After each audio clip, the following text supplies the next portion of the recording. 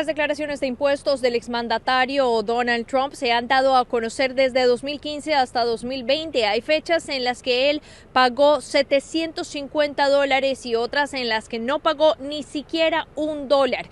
Todo esto, por supuesto, se ha dado a conocer durante las últimas horas tras una orden de la Corte Suprema después de una larga batalla legal en la que él intentaba evitar que sus datos fueran puestos, o fueran dados a conocer públicamente. Los republicanos debatían que esto podía poner en riesgo la privacidad.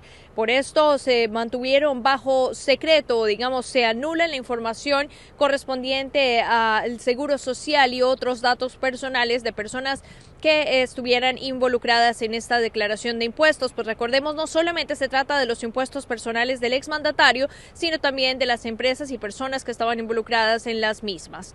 Ante eso hay que destacar que el impacto que esto podría tener sería específicamente sobre la candidatura que él tendría para las elecciones de 2024, para poder regresar a la Casa Blanca en 2024, y esto sin duda sería lo que podríamos estar observando. El tema estará sobre la mesa por mucho más tiempo, teniendo en cuenta su intención de regresar a la Casa Blanca, pero de no estar, en esta contienda política. Se dice que el conocer los detalles de su responsabilidad tributaria no tendría mayor efecto que uno político, después de toda la batalla que ha habido alrededor de que se conozcan estos datos.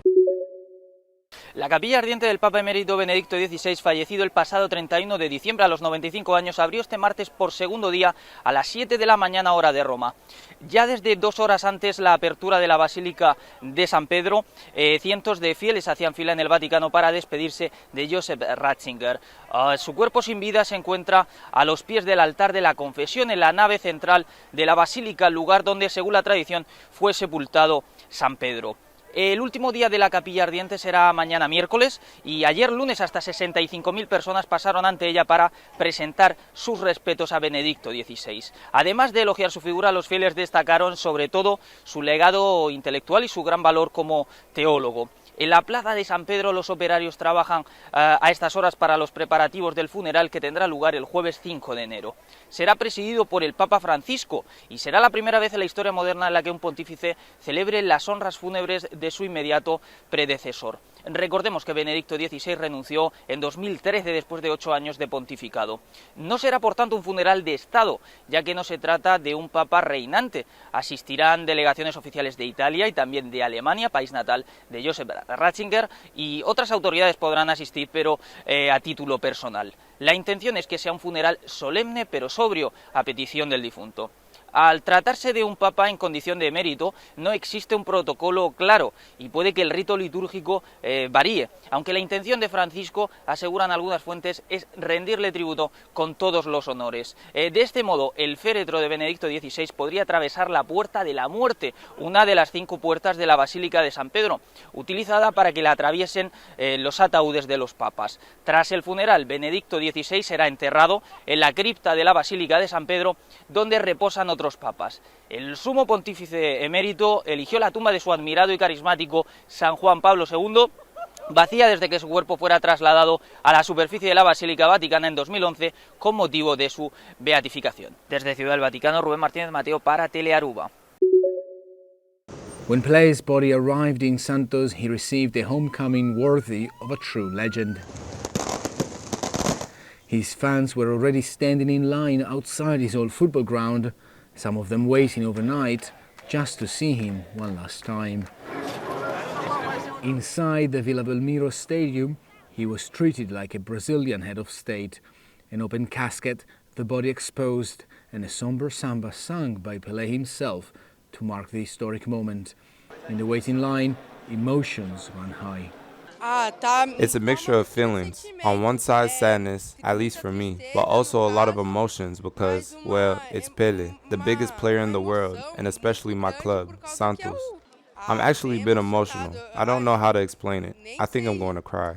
Pelé was an icon for all generations. For me, he was a human being that became great by staying humble. He's a distinguished person, an example for his effort, for his professionalism in football that people nowadays seldom see. People think a lot about money. That was a time when there wasn't money. He earned money after years of working. He's an example to be followed. The youth should follow him.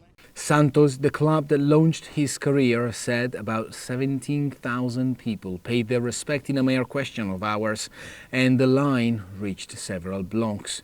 But on the main stage, no moment was more touching than Pelé's own wife, giving him one last gift. And for those who share decades of memories with him, even this farewell will not be forever.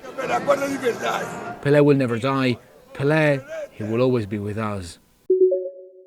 Las fuerzas ucranianas utilizaron cohetes guiados suministrados por Estados Unidos para impactar contra un edificio que alberga soldados rusos y municiones en la ciudad de Makivka, ubicada en la región occidental de Donetsk. El ataque, ocurrido en vísperas de Año Nuevo, es uno de los más mortíferos contra las fuerzas de Moscú en 10 meses de guerra. Ucrania afirmó que alrededor de 400 soldados rusos murieron, pero el Ministerio de Defensa del gobierno de Vladimir Putin dijo el lunes que el número era considerablemente inferior. Ninguna cifra pudo ser verificada de forma independiente.